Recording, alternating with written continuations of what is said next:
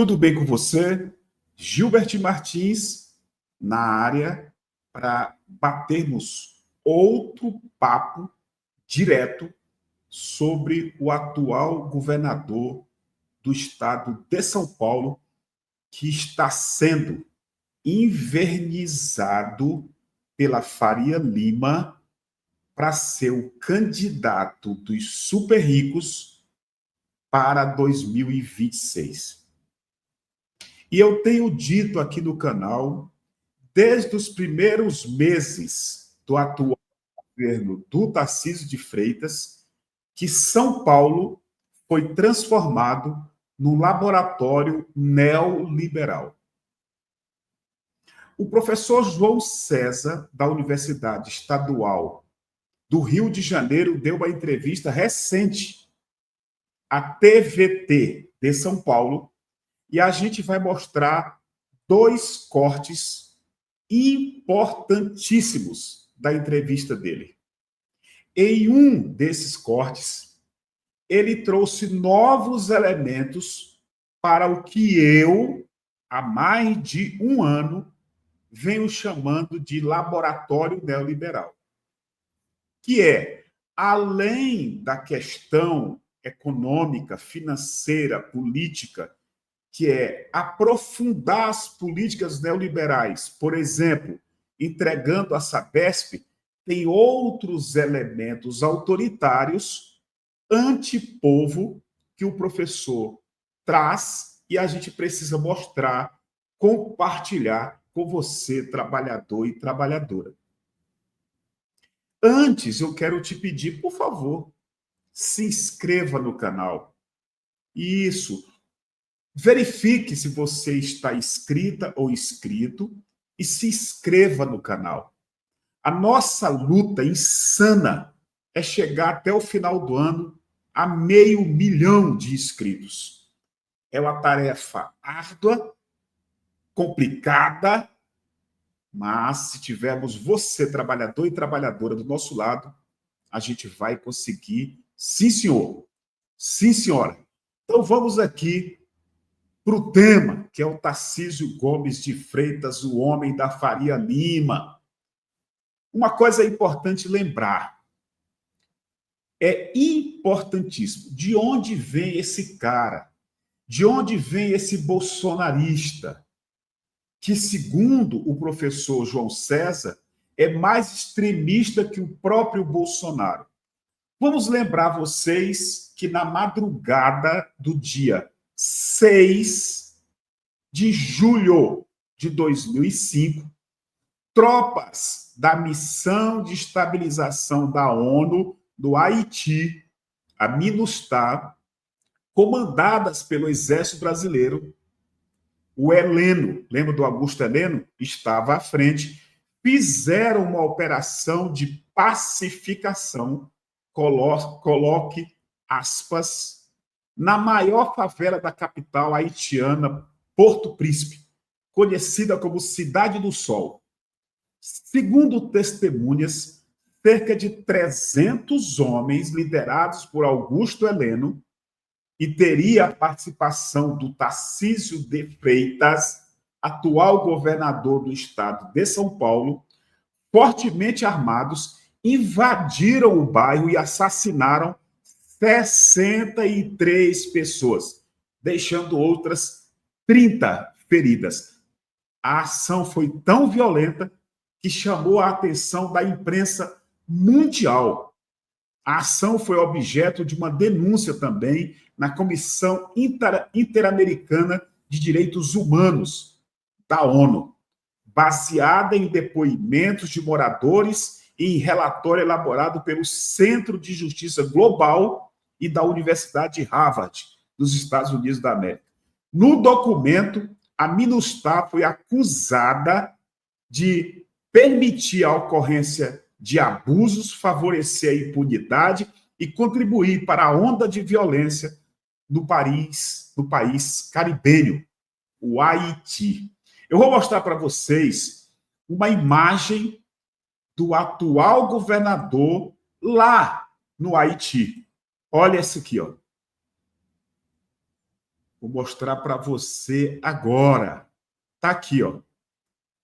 Para que nunca esqueçamos, Tarcísio participou com o general Heleno do infame massacre do Haiti.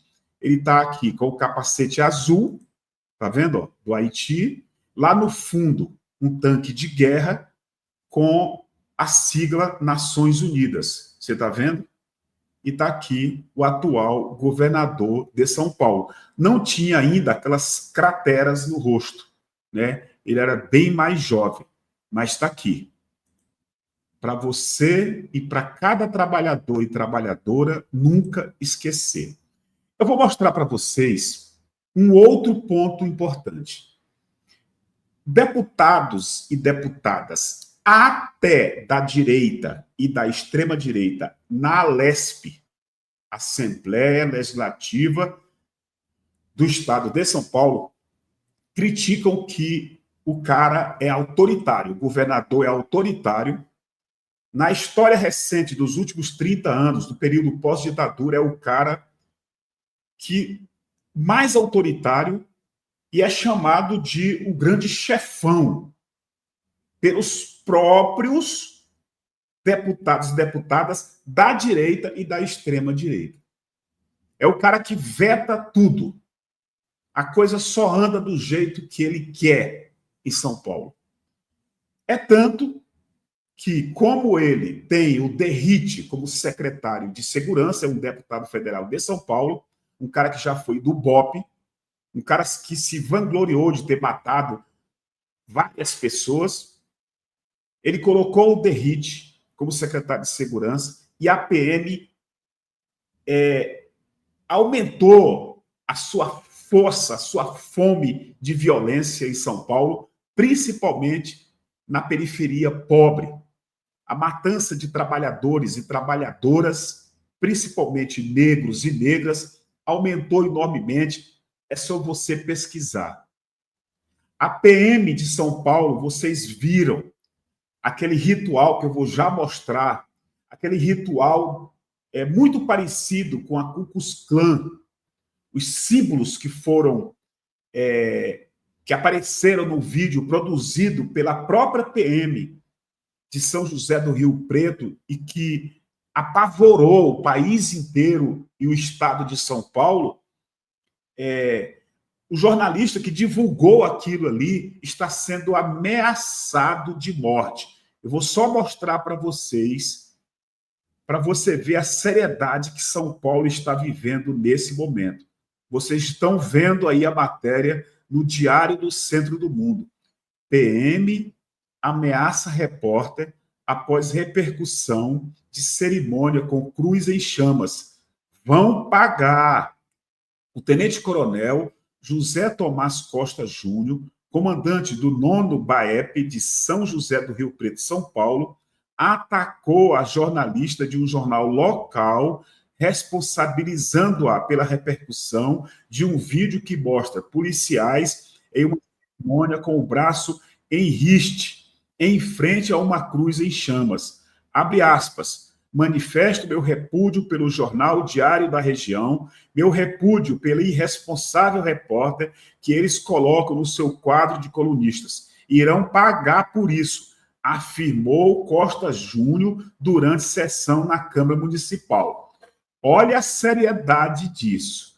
Quando a gente fala aqui no canal, repercutindo o que especialistas andam dizendo, de que o Tarcísio e o Derrite estão levando as milícias fortemente e a violência fortemente para São Paulo, capital, e para o Estado, a gente não está inventando. Está aí um exemplo disso. Eu vou mostrar para vocês que durante o depoimento, o próprio coronel, esse coronel que ameaçou essa repórter, olha o que ele disse e olha o que o deputado do PSOL respondeu para ele, que é o Rilo. Preste atenção, por favor, para essa matéria importante. O comandante do 9º BAEP de Rio Preto, tenente-coronel Costa Júnior, o mesmo que eu acabei de mostrar ameaçando uma jornalista, em vez de prestar esclarecimentos sobre os símbolos da Ku Klux Klan, exibidos em vídeo publicado pela própria PM, optou por atacar o vereador João Paulo Rilo, do PSOL, e a imprensa local, especialmente após a publicação do artigo do parlamentar intitulado Simbolismo Perigoso. Por favor, preste atenção. A partir da publicação de uma repórter irresponsável, tudo isso foi desencadeado. Fomos há uma semana vítimas de ataques e ofensas de toda e qualquer sorte que os nossos policiais não merecem. Sou frontalmente contra e adverso à publicação do nobre vereador Rilo, João Paulo Rilo, ratificando que aquilo teria sido um ritual com características extremistas, supremacistas, e que nós tenhamos feito uma apologia ao nazismo. Eu citei possível apologia. Por que eu não cravei? Porque eu tenho certeza que a maioria não tem noção desse simbolismo. O senhor leu o meu artigo com atenção? Eu apoio, e minhas moções, elas apoiam as investigações que elas devem ser feitas. Porque comunicação não é o que a gente fala, é principalmente o que os outros entendem. E quem tem conhecimento histórico sobre organizações supremacistas, organizações racistas, organizações nazistas, quando assiste um vídeo desse, se assusta, porque tem uma imagem muito forte. O senhor sabe, o senhor deve saber disso. Organização americana, que lamentavelmente, ela se espalhou por vários lugares do mundo, chamada Ku Klux Klan, que ela usava como simbolismo a queima da cruz, exatamente a mesma imagem que estava ali. Mas a intenção não era a mesma, mas a imagem é a mesma. Não é à toa que vocês tiraram imediatamente. Não é desejável para a população que uma entidade tão importante como a Polícia Militar de 200 anos adote rituais que dê sinal trocado. E tem simbologia trocada. E, na minha opinião, tem que se investigar. Acredito, sinceramente, que a esmagadora maioria daqueles que participam do ritual, que herdou este rito, não tem a menor noção. Ignoram esse simbolismo. Acredito nisso. Mas também tem convicção de que isso teve um começo. E quem pensou isso tem que se responsabilizar. Ou se não é possível concretizar quem foi o mentor dessa tradição, ela tem que ser interrompida. E o que me dói, e isso consta no meu artigo, é que quem está no fronte principal, a Polícia Militar, o senhor sabe disso, são números. É uma das que mais mata no confronto e uma das que mais morre no confronto. E quem mais morre não é o oficialato, é o chamado praça. Muitas vezes policial pobre e negro, que tem essa origem. Lamentavelmente, o abismo social no Brasil provoca uma guerra entre irmãos. Isso me dói, e isso eu coloquei no meu artigo. Eu fiz um recorte de classe. Eu citei possível apologia. Por que eu não cravei? Porque eu tenho certeza que a maioria não tem noção desse simbolismo. Eu respeito, achei importante a posição do senhor, mas discordo profundamente. Concordo com a coragem de se explicar, de falar sobre o que trata, mas discordo em relação ao ataque àqueles que criticaram, especialmente um organismo de imprensa da cidade e uma possível jornalista. Até porque alguém precisa fazer essa defesa. Na minha opinião, o senhor errou no tom em relação à imprensa. Sabe por quê? A imprensa não fabricou esse vídeo, ele é real, ele existe e ele queima a cruz. E cruz queimada remete a um tempo sombrio da humanidade. Então tem que repensar. Se o rito é importante, tem que repensar o que ele fala para fora. Até porque é isso. Num país com tanta desigualdade social, a gente acaba normalizando uma guerra entre irmãos da mesma classe, que é o que acontece, lamentavelmente, entre polícia e periferia do Brasil afora. Então aqui eu reforço o meu respeito, à corporação, o meu respeito ao trabalhador policial. Onde eu estiver, vou fazer a defesa desse trabalhador, das prerrogativas desse trabalhador, mas também onde eu estiver, eu vou apontar as contradições, a minha insatisfação com um sistema que, lamentavelmente, vitima muita gente inocente. E espero que esse ritual adote outros símbolos, porque esse, a história já provou, não fez bem para a humanidade. E a partir da publicação de uma repórter... Que fala sensacional desse deputado do PSOL de São Paulo. E eu digo para vocês, aqui no canal eu tenho dito isso quase que diariamente quando eu falo do Tarcísio. O Tarcísio, ele autoriza os PMs criminosos a agirem como criminosos dentro da corporação. O Tarcísio já fez várias autorizações. A última delas foi quando ele, abordado pela imprensa sobre a questão da violência da PM no estado de São Paulo, ele olhou para a câmera, olhou para a jornalista e afirmou: vão buscar no raio que o parta, na ONU, na OEA, que eu não estou nem aí. Vocês devem lembrar dessa fala dele. Vocês devem lembrar. Quando o Tarcísio de Freitas disse o que disse e como disse, ele, como autoridade, ele acaba dando carta branca para a ação dos criminosos que existem, infelizmente, dentro da PM de São Paulo. É fundamental. Para terminar, eu vou mostrar para vocês 2 vídeos. O primeiro é um corte do professor João César de Castro Rocha no jornal TVT News, quando ele fala que o governador Tarcísio de Freitas deveria estar inelegível. Por favor, presta atenção. Aí a gente termina com o outro corte, o mesmo professor falando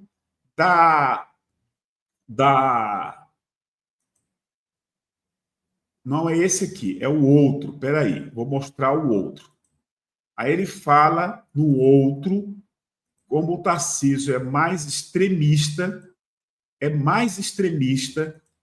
do que o Bolsonaro. Por favor, preste atenção para esse vídeo aqui. Olha aqui, ó. Paulo, hoje é o palco de um laboratório em curso. Um laboratório de um projeto mais grave do que foi os 4 anos do bolsonarismo. Qual é o projeto? E tanto Tarcísio de Freitas, tanto o governador quanto o prefeito, estão juntos. Não é casual que o governador tenha apoiado de maneira tão decidida o prefeito ao ponto de cometer um gravíssimo crime eleitoral. O governador Tarcísio Freitas deveria estar inelegível hoje. Ele cometeu um dos crimes eleitorais mais graves ao acusar falsamente o candidato Guilherme Boulos de ter apoio do crime organizado. Qual é o projeto que está acontecendo em São Paulo? E a educação é a ponta de lança para isso. É o projeto, acredite no que eu vou dizer agora, de pinochetização do Brasil. Era o verdadeiro projeto do Paulo Guedes. O Paulo Guedes sempre disse: o Brasil jamais será um Estados Unidos, muito menos uma Suíça, mas o Brasil pode ser um Chile. O que significa isso? Significa uberização radical das relações de trabalho, isto é, precarização da vida.